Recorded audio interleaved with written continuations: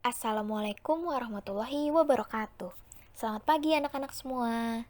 Pada pertemuan kali ini, kita akan membahas materi bab 2, yaitu memahami hakikat dan mewujudkan ketauhidan dengan su'abul atau cabang iman.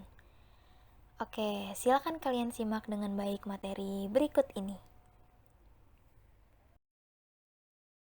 Setelah mempelajari materi ini, maka diharapkan kalian dapat mencapai tujuan pembelajaran, yaitu yang pertama, menganalisis makna syu'abul iman atau cabang-cabang iman, baik dari pengertiannya, dalilnya, macam-macamnya, dan juga manfaatnya. Yang kedua, mempresentasikan makna syu'abul iman atau cabang-cabang iman. Yang ketiga, meyakini bahwa dalam iman terdapat banyak cabang-cabangnya. Dan yang terakhir, yang keempat, membiasakan sikap disiplin, jujur, dan bertanggung jawab yang merupakan cabang iman dalam kehidupan. Sebelum kita masuk ke pembahasan, kita akan melaksanakan tadarus terlebih dahulu nih, seperti biasanya. Ibu akan bacakan terlebih dahulu, setelah itu kalian baca secara bersama-sama. Ayat ini menjelaskan tentang pokok pilar iman sebagaimana yang disebutkan dalam Quran Surat An-Nisa ayat 136. A'udzu billahi minasyaitonir rajim. Bismillahirrahmanirrahim. Ya ayyuhalladzina aminu billahi wa rasulihi wal kitabilladzi nazzala ala rasulihi wal kitabilladzi anzala min qabl wa may yakfur billahi wa malaikatihi wa kutubihi wa rusulihi wal yaumil akhiri faqad dolla dolalam ba'ida, yang artinya, wahai orang-orang yang beriman, tetaplah beriman kepada Allah dan Rasul-Nya dan kepada kitab yang Allah turunkan kepada Rasul-Nya serta kitab yang Allah turunkan sebelumnya. Barang siapa yang kafir kepada Allah, malaikat-malaikatnya, kitab-kitabnya, Rasul-Rasulnya, dan hari kemudian, maka sesungguhnya orang itu telah sesat sejauh-jauhnya. Nah, jadi isi kandungan dari Quran Surat An-Nisa ayat 136 ini mengingatkan kita sebagai umat muslim untuk senantiasa beriman kepada Allah Subhanahu wa Ta'ala, Nabi Muhammad SAW, Al-Quran, dan kitab-kitab yang diturunkan kepada rasul-rasul sebelumnya. Nah, selain itu, mereka yang mengingkari rukun iman adalah orang-orang yang tersesat karena tidak berhasil menemui kebenaran dan juga petunjuk Allah. Dan orang-orang yang sesat tersebut ini tidak akan selamat dari azab yang pedih. Na'udzubillah min zalik. Semoga kita semua terhindar dan dijauhkan dari hal-hal buruk tersebut. Selanjutnya, setelah tadarus, kita kaji sedikit tajwid dari Quran Surat An-Nisa ayat 136 nih. Yang pertama, ada billahi. Ini merupakan hukum bacaan lam jalalah tarkik. Tarkik ini berarti tipis. Alasannya kenapa disebut lam jalalah tarkik? Karena sebelum lafaz Allah didahului oleh huruf yang berbaris kasroh. Nah, selain itu, lam jalalah tarkik ini ketika kita baca bunyinya menyerupai huruf A pada lafaz Allah. Billahi. Oke, kita lanjut ya. Yang kedua, wal kitabi. Ini merupakan hukum bacaan alif lam koma riyah karena terdapat alif lam bertemu dengan huruf kaf. Nah, lamnya ini dibaca dengan jelas. Lalu yang ketiga, alladzi. Ini merupakan hukum bacaan alif lam syamsiyah karena terdapat alif lam bertemu dengan zal yang disembunyikan. Nah, ciri dari alif lam syamsiah ini terdapat tanda tasdid pada lamnya. Bisa dipahami ya sampai sini?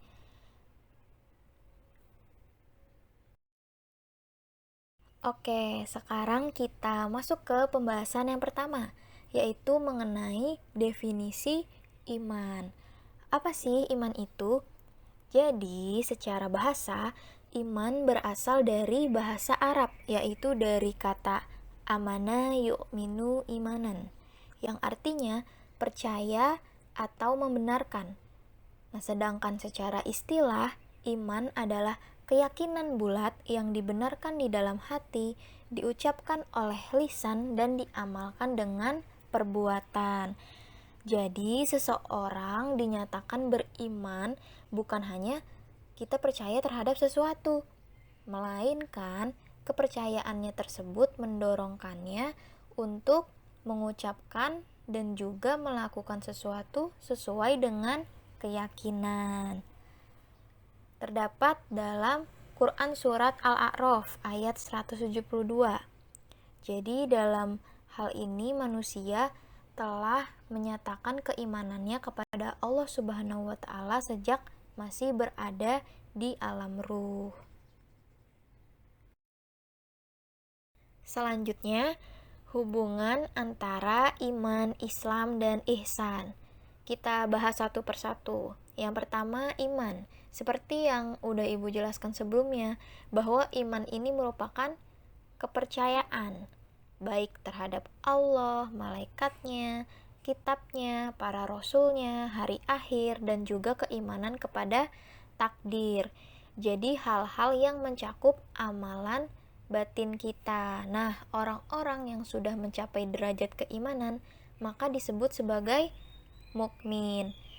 Yang kedua, Islam, yang berarti merupakan amalan lahiriah kita yang mencakup syahadat, sholat, puasa, zakat, dan haji, yang berarti itu semua merupakan rukun Islam. Nah, saat seseorang melakukan 5 amalan ini, maka orang tersebut dikatakan sebagai muslim. Yang ketiga, ihsan. Itu merupakan perkara yang mencakup cara dan rasa seorang muslim dalam beribadah. Nah, ketiga hal ini, iman, Islam, ihsan, itu saling berhubungan, saling berkaitan, karena merupakan satu kesatuan yang ketiganya ini saling mendukung, menguatkan, jadi gak bisa dipisahkan. Singkatnya begini, iman itu sebagai landasan keyakinan, Islam dan ihsan ini sebagai bukti nyata dari keyakinan tersebut. Bisa dilihat gambar yang sudah disajikan ini. Jadi bagaikan sebuah rumah yang dimana rukun iman itu sebagai pondasinya. Nah, sedangkan rukun Islam itu sebagai tiang penyangganya dan ihsan sebagai atap dari rumah tersebut. Jadi seperti segitiga sama sisi, jadi masing-masing mempunyai nilai dan juga fungsi yang sama pentingnya. Pembahasan yang selanjutnya yaitu tingkatan keimanan menurut Syekh Nawawi Al-Banteni. Jadi, menurut beliau, ada 5 tingkatan keimanan, dari yang paling rendah dan yang paling tinggi. Yang pertama, dari yang paling rendah dulu nih. Namanya ada iman taklid, yang berarti mantap dan percaya dengan ucapan orang lain tanpa mengetahui dalilnya. Tingkatan yang kedua, namanya iman ilmi, yang berarti mengetahui akidah-akidah beserta dalil-dalilnya. Tingkatan keimanan ini disebut ilmu yakin. Selanjutnya, tingkatan yang ketiga, namanya iman iyan, yang berarti mengetahui Allah dengan pengawasan hati. Oleh karena itu, Allah tidak hilang dari hati sekedip mata pun karena rasa takut kepadanya selalu ada di hati. Tingkatan keimanan yang keempat, namanya iman hak, yang berarti melihat Allah dengan hati. Tingkatan keimanan ini seperti yang disampaikan oleh para ulama, yaitu orang yang makrifat. Nah, orang tersebut dapat melihat Allah dalam segala sesuatu. Yang terakhir, tingkatan yang kelima, paling tinggi, ini namanya iman hakikat, yang berarti seseorang pada tingkatan iman ini hanya melihat Allah, bahkan dirinya pun tak terlihat. Jadi dirinya ini bahkan merasa lenyap karena Allah dan dimabuk oleh cinta kepadanya.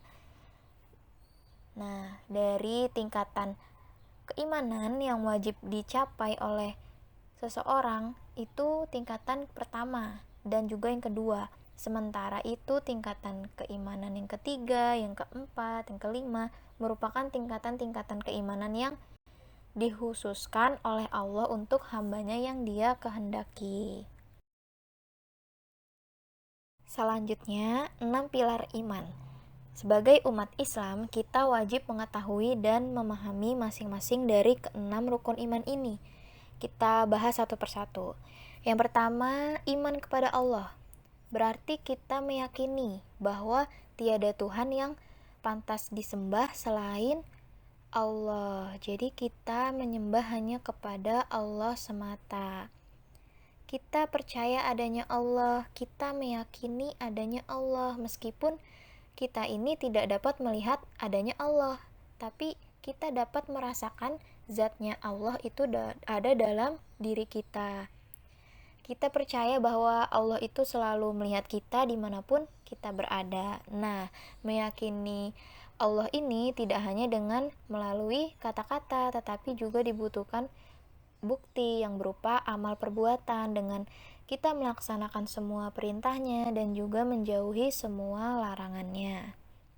Yang kedua, iman kepada malaikat. Berarti kita harus percaya meskipun kita tidak melihatnya. Jadi kita harus percaya bahwa di kanan kiri kita itu ada malaikat.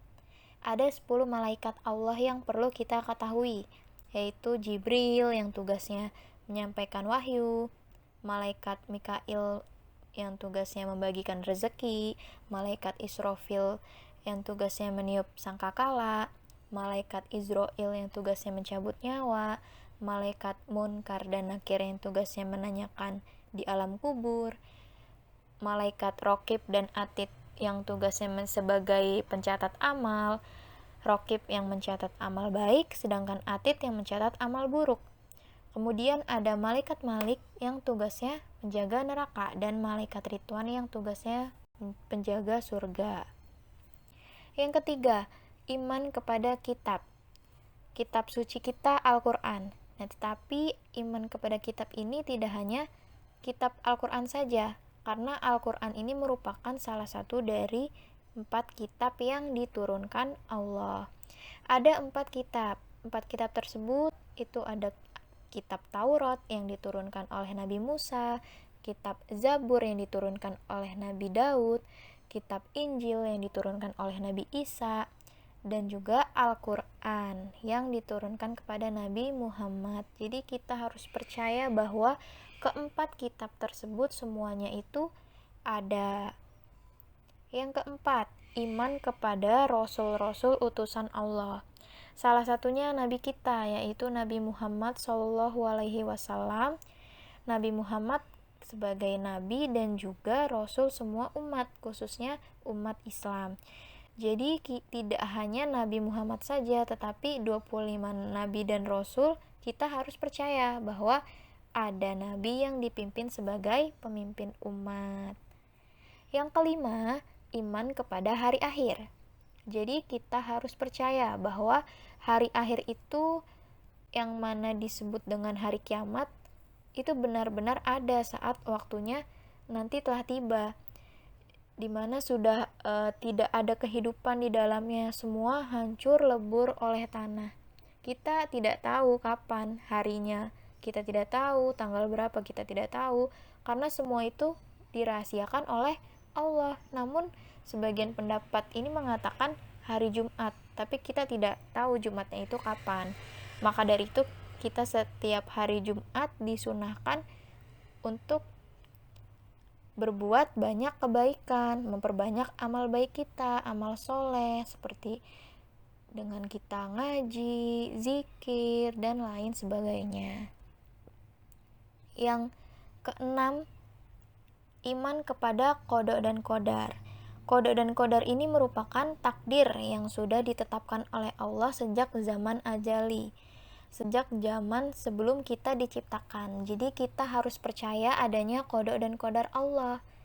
Ada dua takdir, yaitu takdir mubram yang sudah ditetapkan dan tidak dapat diubah lagi, seperti kelahiran, kematian, dan juga ada takdir mu'alaq, yaitu takdir Allah yang dapat diubah oleh manusia, seperti kekayaan, kepandaian, keterampilan seseorang.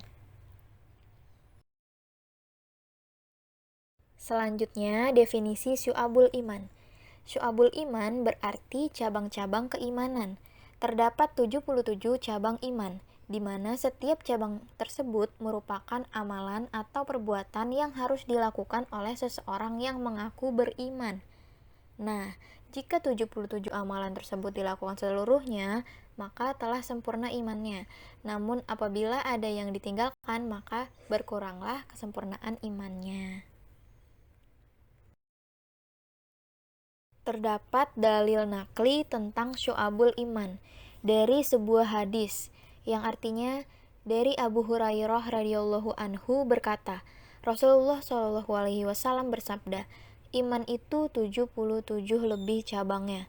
Yang paling utama adalah mengucapkan la ilaha illallah, dan yang paling ringan adalah menyingkirkan apa yang akan menghalangi orang di jalan. Dan malu itu salah satu dari cabang iman. Hadis riwayat Muslim. Selanjutnya, macam-macam su'abul iman. Jadi, dimensi dari keimanan itu menyangkut 3 ranah, yaitu ma'rifatun bil qalbi, meyakini dengan hati, iqrarun bil lisan, diucapkan dengan lisan, dan amalun bil arkan, mengamalkannya dengan anggota badan. Dari pengelompokan berdasarkan dimensi keimanan tersebut, maka su'abul iman dibagi menjadi 3 bagian, yaitu yang pertama, cabang iman yang berkaitan dengan niat, akidah, dan hati yang terdiri dari 30 cabang iman. Lalu ada cabang iman yang berkaitan dengan lisan yang terdiri dari 7 cabang iman, dan cabang iman yang berkaitan dengan perbuatan dan anggota badan yang terdiri dari 40 cabang iman.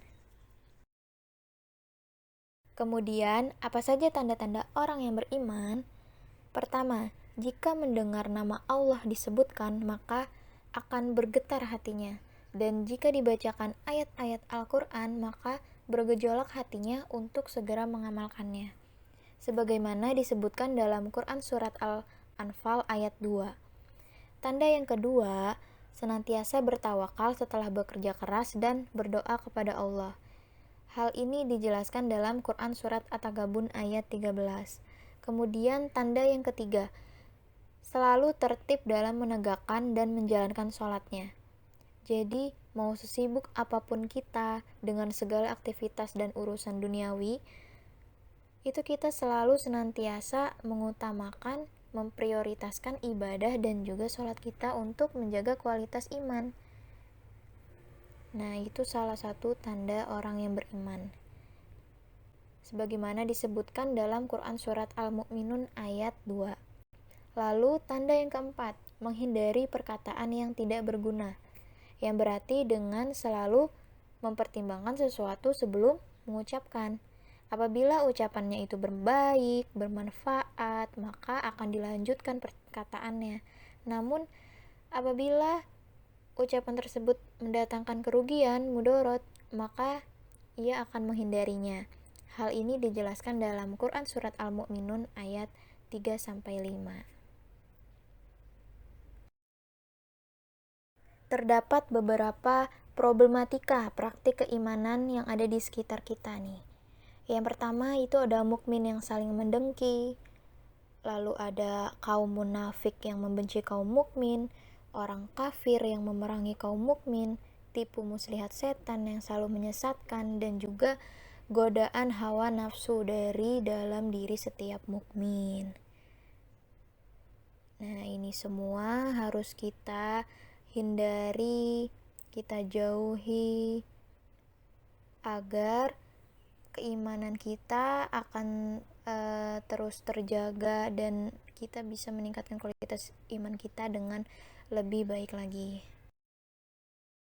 Selanjutnya, hikmah dan juga manfaat dari su'abul iman. Yang pertama, iman menghilangkan sifat kepercayaan manusia kepada makhluk.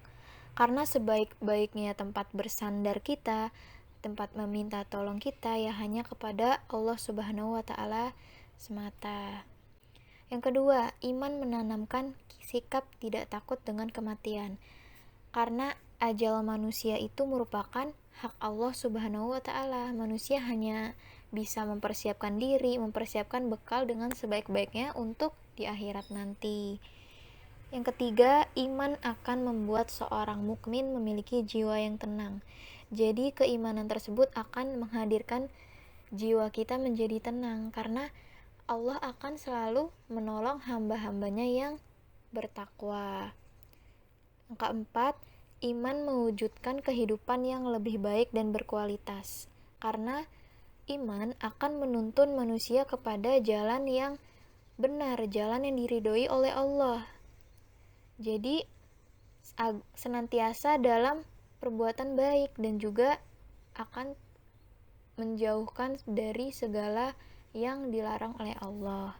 Yang kelima, iman mencegah penyakit jasmani dan juga rohani karena iman dapat menjaga dari segala hal yang merugikan pada kesehatan kita.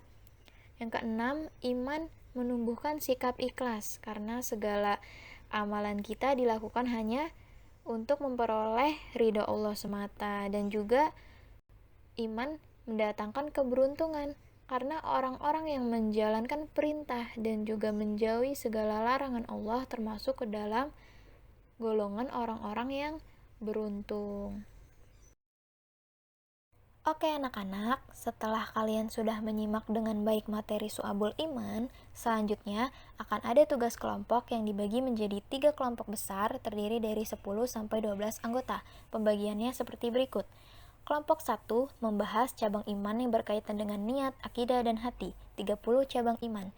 Kelompok 2 membahas cabang iman yang berkaitan dengan lisan, terdiri dari 7 cabang iman.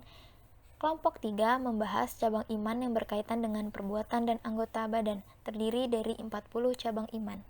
Tugasnya adalah kalian membuat semacam makalah dan mind mapping dengan ketentuan berikut ini. Susunlah materi presentasi dalam bentuk Word yang mencakup cover, pembahasan, kesimpulan, dan daftar pustaka. Lalu, buat mind mapping sesuai pembagian kelompok cabang iman dengan menggunakan kertas karton. Masing-masing kelompok membagi tugas dengan anggotanya. Ada yang bantu membuat mind mapping sebagai notulen atau menyusun materi di Word, serta yang mempresentasikan. Buat sebagus dan sekreatif mungkin, bisa dengan di hand lettering atau digambar, apapun itu bebas. Jadi, materi lebih lengkapnya di Word, mind mapping hanya memuat pengelompokan cabang-cabang iman, namun sangat diperbolehkan jika kalian ingin menambah penjelasan lain. Jangan hanya terpaku dari buku paket kalian saja, tetapi juga cari sumber referensi lain di internet. Tugas ini merupakan penilaian keterampilan yang mana waktu pengerjaannya selama 2 minggu dan di setiap pertemuan nantinya akan dicek progres pengerjaannya. Sebagai penutup materi kita kali ini, ada sebuah quotes dari Buya Hamka. Iman tanpa ilmu bagaikan lentera di tangan bayi, namun ilmu tanpa iman bagaikan lentera di tangan pencuri. Sekian yang dapat Ibu sampaikan, semoga dapat bermanfaat dan kalian pahami dengan baik. Silakan jika ada yang ingin ditanyakan. Kurang lebihnya mohon maaf. Wassalamualaikum warahmatullahi wabarakatuh.